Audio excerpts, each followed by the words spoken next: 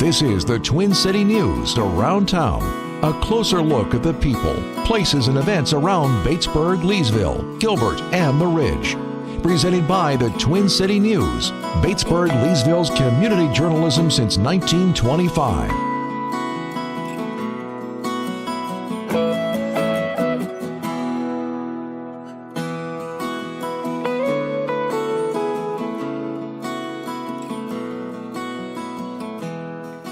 First of all, tell me what attracted you to Lexington Three. What drew you to come from where you were to here? Well, being in education for 33 years, I've always known the reputation of the Batesburg-Leesville community, and it's been such a wonderful reputation. And as I have progressed in my career, I've kind of kept a mental list of the districts I would really love to be in, and Batesburg-Leesville, was at the top, and so I was fortunate to be able to come here. It's just a community atmosphere. For example, the recent centennial celebration. Where does that happen at? I don't think I've ever heard of it anywhere else. So again, being able to come to a smaller, more intimate community and be a part of it, that's what really drew me here. You're coming at a challenging time. Nobody a year ago, as the search began for a superintendent, I don't think anybody could have imagined that come February and March, education as we know it, not just in Batesburg-Leesville, but around the state, around the country, would be disrupted by COVID-19. How much does that weigh on you as superintendent, now as the education leader of this district, knowing that there is a new normal in education? Well, the health and safety of our students and staff has always got to be the top priority. This has just made that increase by tenfold. So again, that does weigh heavily on you. We're getting recommendations from multiple state agencies, and now we're getting some recommendations from some of our medical professionals in the communities, and they don't always mesh. And so that does weigh heavily on you when you're trying to wade through all these recommendations and make the best decisions for our community. Now, luckily, we have such wonderful people already in place. We have a great supportive board that puts students first. And so we have our task force that's been going through all the recommendations, and again, that's been helpful. So again, that has alleviated some of the stress, having such great people in place that are putting students and staff first. In March, this district had to go into sort of an emergency footing and make decisions very, very quickly about how education was going to be done. We're 90 days or so, 4 months into this pandemic, and the normal that was adopted very quickly was distance learning, learning from home, that type of thing. How prepared do you think that our teachers are to make that part of the new normal if there's not a break in this pandemic? Well, we're continuing to work to help teachers be prepared, and again, our focus for the fall will be to continue to give them those learning opportunities. Ms. Angie Rye has been working over the summer with our staff to help prepare, and then some of our plans for those beginning staff development days is to work toward making sure we're more prepared. I think we've learned a lot of lessons in every district in South Carolina through this emergency process. Again, it was an emergency learning. I don't think that would be anyone would hold that up as the gold standard for best learning opportunities for students. Right, but moving forward, I mean, there are a number of restrictions, I think, that are going to have to be in place in terms of distancing, the number of students in the classroom, how lunches, even something as simple as lunch, is going to be done. How confident are you that we have the facilities and the personnel to do that, to meet that challenge ongoing? Right. Well, we have been working on our plan, and we're not quite ready to release that just yet. And so, some of those questions are more easily answered when we have released all that. But again, our average classroom size is a little over 800 square feet. And so, in theory, that gives you enough room to socially distance, an average classroom. Now, we probably will have some families that don't feel comfortable having their children come back to a face-to-face instruction. So, we'll make sure that we have things in place to make sure their needs are met. And so if some students and parents don't feel comfortable coming back, then that does give us a little more room to make sure that the students are face-to-face have more room to socially distance. So we are living in an age of educational options. Yes. I mean, going forward, at least until we get back to something where this virus, whether it's a year, 2 years, or whatever down the road, this virus is not a part of our normal everyday life, options are going to be available. Right, yes, they have to be. Again, we have discussed in any community or any individual, I think there's really three priorities right now. One is health and safety and well-being, to economics, and then personal freedom.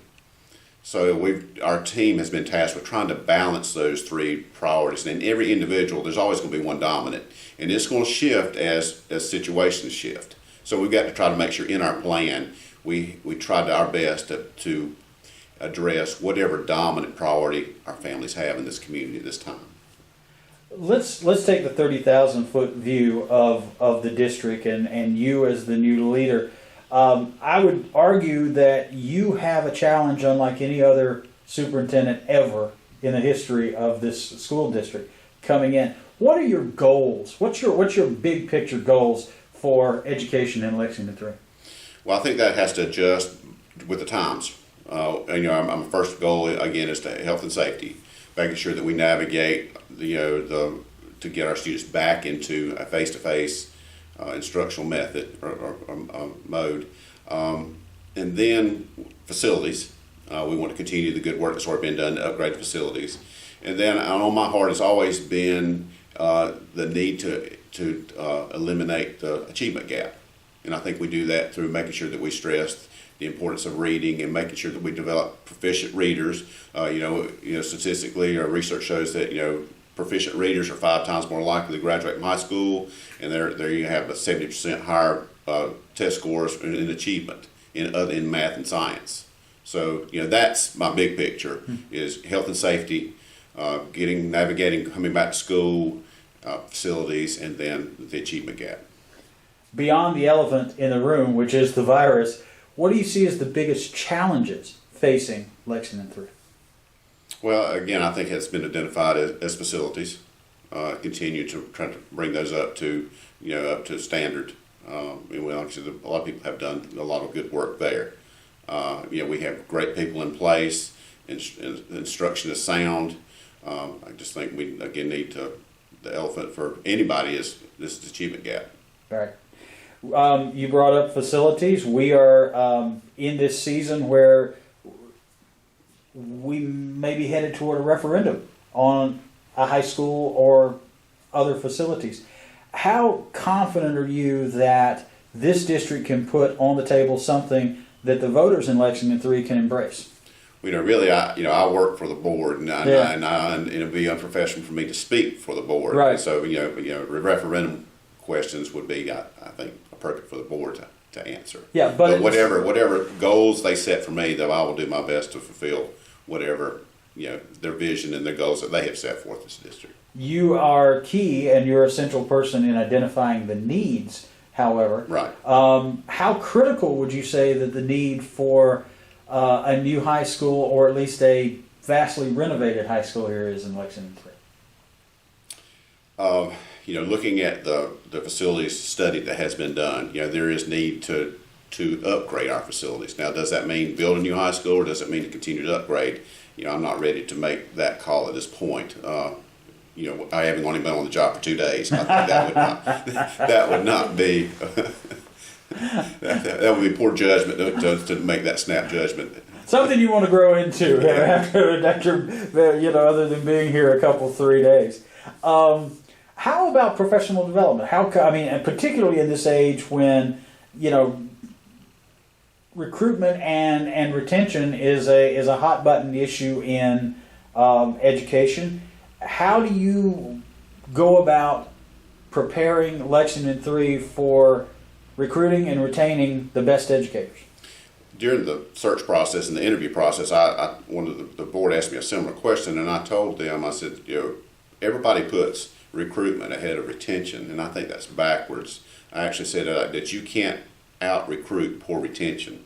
You've got to keep the good people you already have by making them feel a part, make sure their voice is heard. So I think retention is more important than recruitment. And so again, our focus is just keeping the people we have in place and helping them develop professionally. I know all districts have gone through different professional development models. I think you've got to have some choice in that with your staff. You also got to have targeted professional development for needs that each individual has as well. And then that professional development has to look different. It has to be, it can be face-to-face, it can be virtual, it can be independent. So again, you got to have lots of options. Well, and we're catching this from different prongs technologically here. How do you feel? Do you feel that our teachers are ready to face the new paradigm?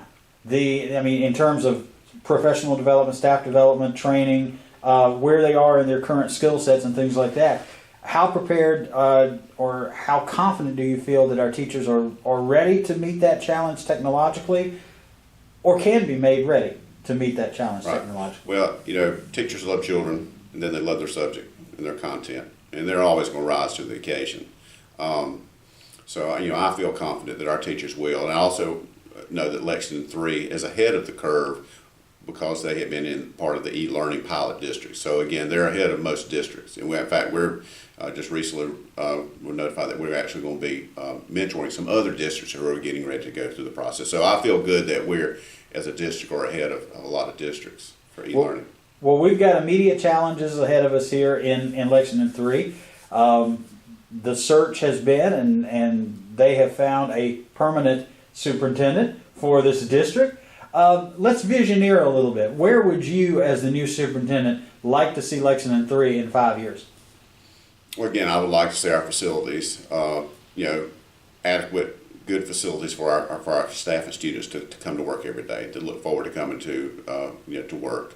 Again, I talked about achievement gap. I want to make sure that our students, that we open all the doors, that we're constantly open doors for students, that we're not closing any doors. Again, students don't always know what door they want to go through, so we want to make sure that whatever options are out there, how we're preparing them for jobs that haven't been created yet, and again, just making sure that we're not pigeonholing students into some predetermined destination.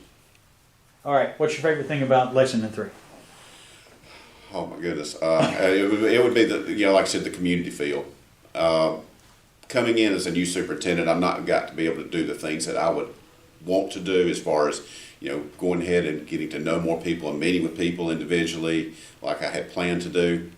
So again, I'm looking forward to doing that. The people I have been able to meet, I have been thoroughly impressed with, and look forward to establishing those lifelong relationships. Now you're in a golf shirt right now, but your usual attire is a bow tie, right? That is correct. And I don't know if it was good or bad, but during my interview, I wore a tie. I don't know why I changed, but that's the first tie I'd had on in probably 10 years. It was all been bow ties. So how many bow ties do you own? I'm afraid to count. But you do tie a bow tie. I do tie it. Okay. I had a professor one time who said the mark of a true gentleman is learning to tie a bow tie. Yeah, it was a challenge. Now, I had rotator cuff and bicep surgery a few years ago, and that was a challenge to try to learn to retie the bow, after just coming out of the brace. Yeah, but you got it, and you look sharp, and I think people are going to think that Lexington 3 is a very smart district because our superintendent's wearing a bow tie. Let me ask you too, before as our last thing, this had to break your heart being a coach, being somebody who has been in the athletic field. Last week, the decision was made to pull the plug on conditioning for sports. How optimistic are you that come the fall or winter we're going to see some interscholastic sports here in Lexington 3? I have faith that we're going to be able to have some. Our sports are going to come back. Band's going to come back. I don't know what it's going to look like, but again, I'm going to have that continue to have faith that we're going to have lots of extracurricular activities for our students. And one of the things, I hope you remember this, but one of the things you said in a presentation to the board a couple months ago was something about being a Panther. You remember what you said? I remember talking about that purple was my favorite color. Yes? Purple is your favorite color. Can you be a Purple Panther? Oh, absolutely. I can.